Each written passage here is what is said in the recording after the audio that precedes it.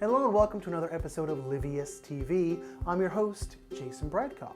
Today we're going to be going over, given the season and the time of year, the top 10 tips for the SAT or ACT.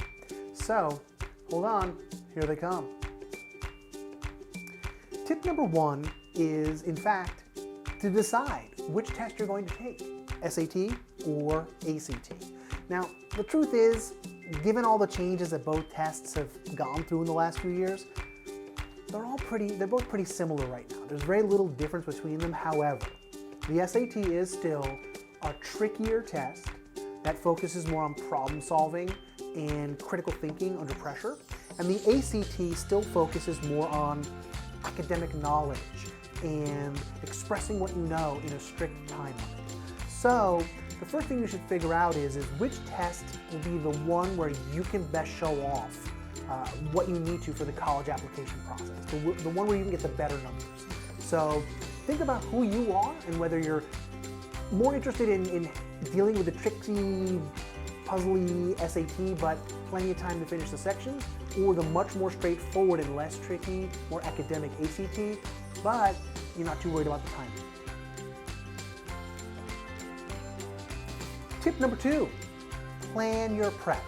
Now, a lot of juniors, high school juniors, take the SAT for the first time in March or May of their junior year, or the ACT in February or April of their junior year. Now, that means that if you're going to prepare for this test, whether you're taking a prep course through your high school, at a private tutoring center, online, or anywhere, or you're just going to prep on your own, you want to give yourself enough time to master whatever skills you're going to learn and get in the practice. So I strongly recommend starting several months before your targeted test date. So if you're shooting for that February ACT or that March SAT, start now. You know, it's December, maybe even if you're only a sophomore, think about starting in October or November of your junior year to prepare for that first test. Give yourself plenty of time so you don't have to rush. Tip number three, set personal score goals. Now, not everyone is applying to the same schools. Not everyone needs the same score, and not everybody's starting from the same place. So I recommend setting a personal score goal. Start with your last and most recent real score, whether that's a PSAT or a pre-ACT, or a real SAT or ACT. Start with that. Do your prep, whatever it is, whatever practice you're going to put in, and then when you take your real test, figure out what you need to hit for the schools that you want to apply to. So if you're looking at a particular type of school and you look up their score range on the College Board's Big Future website or Naviance or whatever source you look, including the school, the college's own websites, figure out what their score range is and where you want to be in there, and set a goal that's realistic and something that you can accomplish. Tip number four, practice makes permanent. However you decide to prepare for the SAT or ACT, and because they're more about test-taking skills than about knowledge, preparation is really important. You can prepare for these tests. So when you decide to do that, make sure not only that you give yourself enough time to do so, but also practice the skills you're learning. Learning a skill in class and then doing it once on one homework assignment, that doesn't make you the master of that skill. Really practice that skill.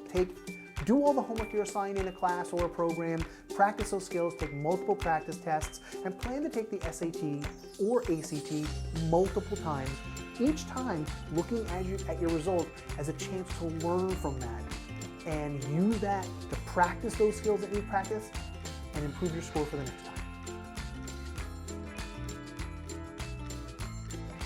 Tip number five, long-term vocabulary building. Now, we all know that the SAT and ACT underwent huge changes in 2016, and quite frankly, vocabulary is just not a big deal anymore. There's so much less vocabulary work on these tests. They took out all of the specific vocabulary questions on the SAT and really reduced vocabulary-centric questions on both tests.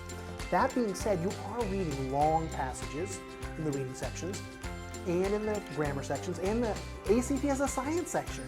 So building up vocab skills is still useful kind of in a periphery sort of way, so I recommend long-term vocab building rather than drilling like we used to have to do back in the day. And what that means is mostly reading. And the best way to build vocabulary is to read great works of literature. Try to find ones that are fun for you. You know, if you like A Christmas Carol, explore other works by Charles Dickens. If you saw that great mini-series on PBS, maybe you look up Jane Austen and see if you're interested in her books. If you like adventure, Robert Louis Stevenson has some great stuff. So pick up some classic literature and build that vocabulary.